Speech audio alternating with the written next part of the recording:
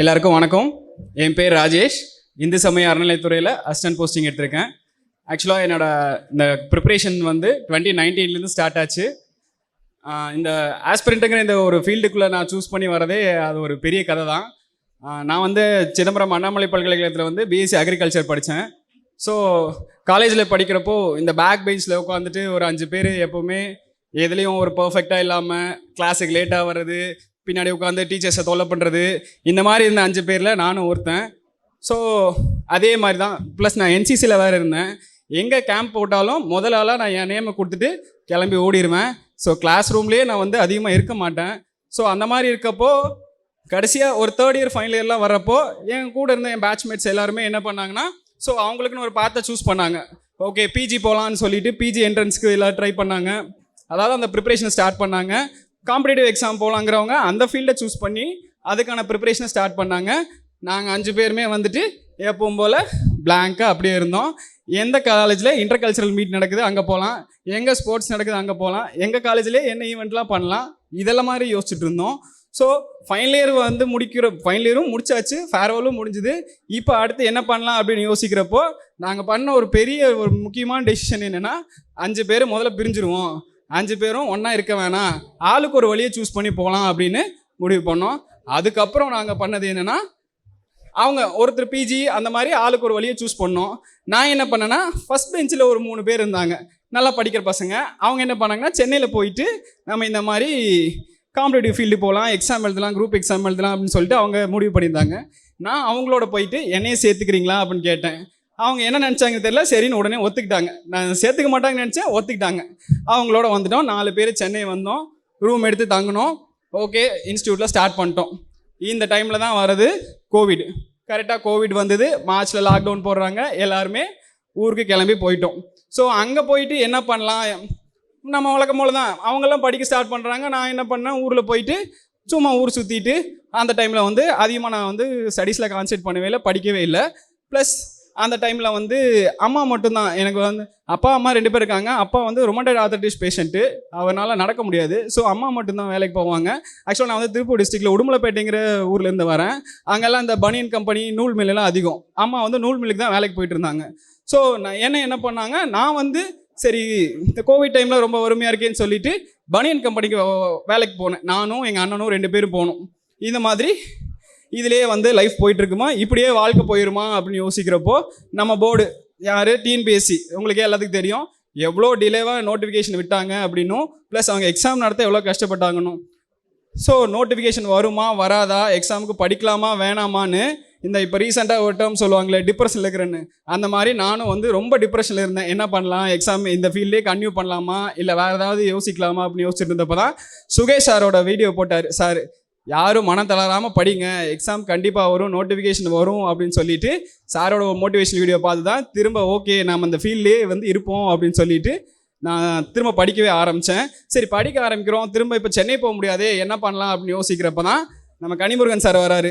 ஓகேங்களா, யூனிட் 8 அப்போ தான் புதுசு இன்ட்ரடியூஸ் பண்ணியிருக்காங்க. சார் அதுக்காக கிளாஸ் ஸ்டார்ட் பண்ணுறாரு, யூடியூப்பில் வந்து கிளாஸ் ஸ்டார்ட் பண்ணுறாரு. ஓகே சாரோட கிளாஸ் நல்லா இருக்குது. நான் என்ன நினச்சேன்னா, சரி ஓகே சும்மா டெமோ வீடியோ மாதிரி ஒரு கிளாஸ் 2 கிளாஸ் போட்டுட்டு அதோட முடிச்சுக்குவார்னு பார்த்தேன். இல்லை, ஆக்சுவலாக அவர் வந்து ஃபுல் சிலபஸும் எடுத்தார்.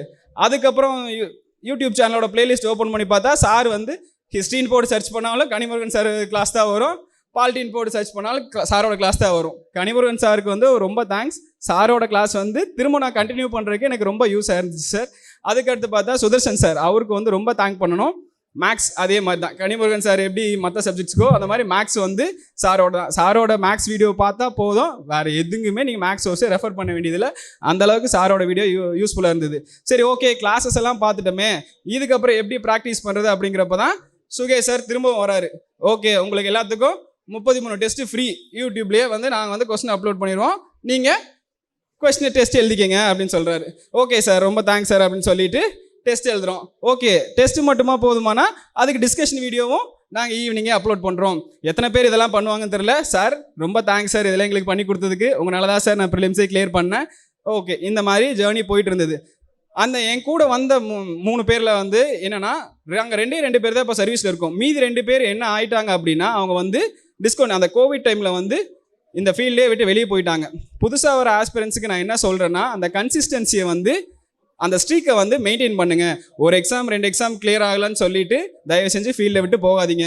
நம்ம இந்த ஃபீல்டுக்குள்ளே வரணும்னு நினைக்கிறப்பவே நம்ம வந்து பாதி 50% சக்ஸஸ் வந்து நமக்கு கிடச்சிருச்சு. இந்த டெசிஷன் எடுக்கிறப்பவே நமக்கு வந்து 50% சக்ஸஸ் வந்து நமக்கு கிடச்சிருச்சு. ஸோ மீதி 50%க்காக தான் நம்ம ஓடிட்டு இருக்கோம். கன்சிஸ்டன்சியாக எழுதுங்க, கண்டிப்பாக எல்லாத்துக்குமே வந்து ஒரு நாள் சக்ஸஸ் கிடைக்கும். நம்மளோட வெற்றி வந்து தாமதிக்கப்படலாம், ஆனால் மறுக்கப்படவே படாது. கண்டிப்பாக எல்லாருமே வந்து ஜெயிக்க முடியும். ஏன்னா எந்த ஒரு குறிக்கோளும் இல்லாமல் சும்மா அவங்களோட கிளம்பி சென்னை வந்த நானே இன்னைக்கு வந்து ஒரு போஸ்டிங் வாங்கிக்கிங்கன்னா குறிக்கோளோடு இதுக்கு படிக்க வர எல்லாருமே கண்டிப்பாக வந்து நிச்சயமாக ஒரு போஸ்டிங் வாங்கலாம். அடுத்து நான் நன்றி சொல்ல விரும்புகிற ஒரு ஆள் வந்து எங்கள் அப்பா. சரிங்களா, அவர் வந்து என் மேலே ரொம்ப நம்பிக்கை வச்சார். ஓகேங்களா, எங்கள் அம்மா எங்கள் அப்பா 2 பேருமே வரேன்னு சொன்னாங்க. நான் வேணான்னு சொல்லிட்டேன். ஏன்னா சார்கிட்ட வந்து இதே மேடையில் வந்து நான் குரூப் 4க்காகவும் வந்து சார் கையில், கனிமுருகன் சார் கையில் மெடல் வாங்கியிருக்கேன். இன்றைக்கி குரூப் 2க்கு வந்திருக்கேன். ஆனால் இன்றைக்கி எங்கள் அம்மா வரேன்னு சொன்னாங்க, நான் வேணாம்மான்னு சொல்லிட்டேன். இன்றைக்கி வந்து இவங்கெல்லாம் பார்த்து இதெல்லாம் பார்த்தாங்க, எங்கள் அம்மா சாட்டிஸ்ஃபை ஆயிடுவாங்க, நானும் சாட்டிஸ்ஃபை ஆயிடுவேன். ஆனால் இல்லை, திரும்ப குரூப் 1 போஸ்டிங் வாங்கி குரூப் 1ல் வந்து இந்த மேடையில் நான் எங்கள் அம்மாவையும் அப்பாவையும் கூட்டி வந்து சுகேஷ் சார் முன்னாடி நான் மெடல் வாங்குவேன். அதுக்காக தான் இன்னும் அந்த சாட்டிஸ்ஃபேக்ஷன் லெவலை வந்து நான் ரீச் பண்ணாமல் அப்படியே இருக்கேன். ஸோ இந்த மாதிரி என்னை இன்ஸ்பயர் பண்ணதுக்கு ரொம்ப தேங்க்ஸ் சார், உங்களுக்கு நன்றி. அதே மாதிரி கனிமுருகன் சாருக்கும் ரொம்ப நன்றி. எங்கள் அப்பா வந்து நிறைய பேர் வந்து சொல்லியிருப்பாங்க எங்கள் அப்பா கிட்ட, ஏன் இன்னும் படிக்க வச்சுட்ருக்கீங்க, ஏதான் நல்லா பிஎஸ் அக்ரி கோர்ஸ் தானே படிச்சிருக்கான், நல்லா ஒரு அக்ரி கிளினிக் வச்சு கொடுத்துருங்க, இல்லை வேறு ஏதாவது வேலைக்கு அனுப்புங்க, ப்ரைவேட்டில் அனுப்புங்க, பையனுக்கு வயசாகிட்டே போகுது அப்படிம்பாங்க. எனக்கு 24 வயசு ஆகிறப்ப எனக்கு வயசாகிட்டே போகுது அப்படின்னு சொன்னாங்க. இந்த மாதிரி நம்மளை மோட்டிவேட் பண்ணுறதுக்கு ஒருத்தங்க 2 பேர் தான் இருப்பாங்க, ஆனால் டிமோட்டிவேட் பண்ணுறதுக்கு குறைஞ்சது ஒரு 100 பேராவது இருப்பாங்க. சரிங்களா, அன்னைக்கு என்னை வந்து படிக்க வைக்க வேணான்னு சொன்னவங்களா இன்றைக்கி வந்து என்ன மாப்பிள்ள எல்லா கோயிலுக்கு போனால் ஃப்ரீயாக, ஓகேவா, நாங்கள் வந்து லெட்டர் தருவோமா அப்படிங்கிற மாதிரி கேட்குறாங்க. ஸோ இதெல்லாமே நம்மளோட வெற்றி தான் நமக்கு காரணம். இதே மாதிரி எங்கள் அம்மா அதாவது எங்கள் அம்மா காலையில் 6:30 மணிக்கு மில்லுக்குள்ளே போனாங்கன்னா ஈவினிங் 4:30 வரைக்கும் அவங்களுக்கு அங்கே ஒர்க் இருக்கும். ப்ளஸ் ஒரு 100 rupees எக்ஸ்ட்ரா கிடைக்கும். அதாவது 6 மணி வரைக்கும் 6:30 வரைக்கும் ஓட்டி பார்த்தாங்கன்னா ஒரு 100 ரூபாய் எக்ஸ்ட்ரா கொடுப்பாங்கிறதுக்காக அப்படி 6:30 மணி வரைக்கும் அந்த மில்லில் வேலை செஞ்சு என்னை படிக்க வச்சாங்க. எங்கள் அம்மாவுக்கும் ரொம்ப நன்றி. அதுக்கப்புறம் என் நண்பர்கள் வந்து எனக்கு ரொம்ப ஹெல்ப் பண்ணாங்க. அந்த விட்டுட்டு போன வேணான்னு சொன்ன 5 பேர் அவங்களும் இப்போ நல்லா இருக்காங்க. எல்லாமே பிஹெச்டிலாம் முடிச்சுட்டு சயின்டிஸ்ட் ரேஞ்சில் எல்லாமே இருக்காங்க. என் கூட இங்கே எனக்கு படிக்க ஹெல்ப் பண்ண நண்பர்கள், எல்லா நண்பர்களுக்கும் இன்ஸ்டியூட்டுக்கும் ரொம்ப நன்றி sir. Thank you sir. Suresh IAS academy, வெற்றியின் முகவர்.